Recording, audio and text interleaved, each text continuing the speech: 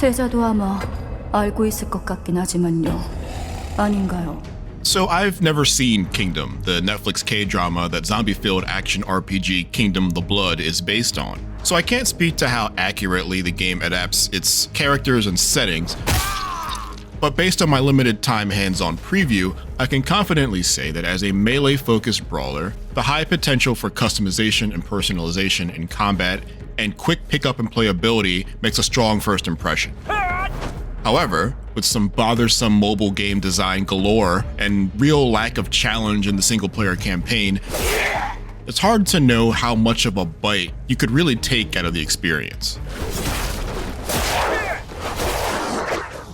After a tutorial fight and some account creation digital paperwork, I was dropped into what would be an all too familiar layout of quests to track, blinking icons on a map, and lots of quick explanations about the various sorts of currencies you can earn by completing objectives. As a free-to-play game enjoyer myself, this wasn't really a shock, but it did make understanding the best way to start engaging with the various modes and menus pretty daunting.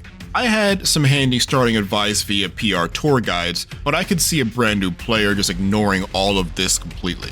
Luckily, jumping into the single-player quests and chopping your way through the hordes is pretty simple. You have a special attack, which is a heavy blow that costs chi to use.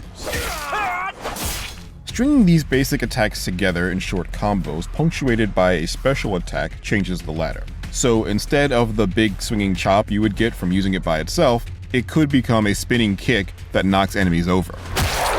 Some combos make a burst attack available, which usually is a flashier technique that does more damage, but comes at the cost of a different resource called Spirit. It's cool that these different combos give you access to different tools for different combat scenarios, but in the single-player portion of my demo that spanned across 4 stages, I never needed to do much more than spam attacks and dodge defensively.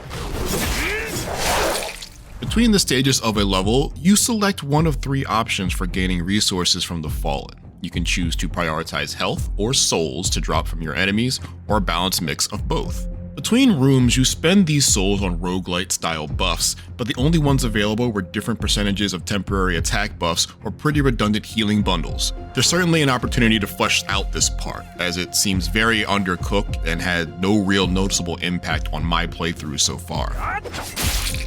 I encountered 2 types of enemies, the much advertised zombies and regular human soldiers. The zombies live up to the reputation of being mindless, as they were extremely predictable and easy to rout. In bigger groups, they seemed to be slightly more of a threat since their lunging grab was tough to get away from or interrupt, yet could grab you clean out of a combo from any angle. But they never did so much damage that I had to worry. Boss Undead had a few more tricks up their sleeves, like spitting blood at me and going through raid cycles where they become tough to stop for a limited time, but I can't imagine anyone with some action game experience struggling through any of the early game. Regular soldiers, though more dynamic in their offense, were barely a threat either. The most potential for depth is in the skills menu, where you can customize passive stat boosts, but also equip new basic, special, and burst attacks. Not a lot of these were available during my time, but the concept alone had me thinking about all the possibilities. Tailoring your moveset for your task at hand, or developing a compatible set of moves to make a playstyle of your own, could really elevate a game like this, and it's what I'm most interested to learn more about in the future. Where I found this potential to be most realized within the limitations of the demo was the 1v1 PvP mode, Clash.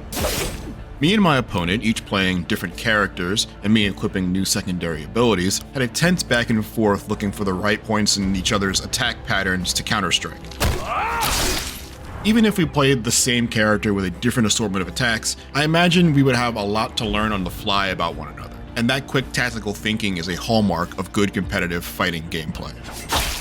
The other co-op mode, Raid, pits a team of 4 against a big computer-controlled boss with a wide array of powerful attacks. This was above and beyond the most difficult part of my time with Kingdom, but it's hard to know how any of that translates to the co-op experience as a whole. If you love the Netflix show that Kingdom the Blood is based on and are clamoring for literally anything that will return you to that setting, then I see no harm in taking this bloody action RPG for a spin. Diehard sword-slingers may find themselves wanting more of a challenge from the single-player campaign as it stands, as just about everything that slices, stabs, and bites at you are pushovers. But the opportunity for customization in all of your various attack styles, and how that enhances the overall PvP experience, might keep this adventure out of the grave long enough to convert you. For more on the biggest upcoming games, don't miss our preview of Stormgate, a new RTS from a team of ex-StarCraft developers, and for everything else in the world of video games, stick with IGN.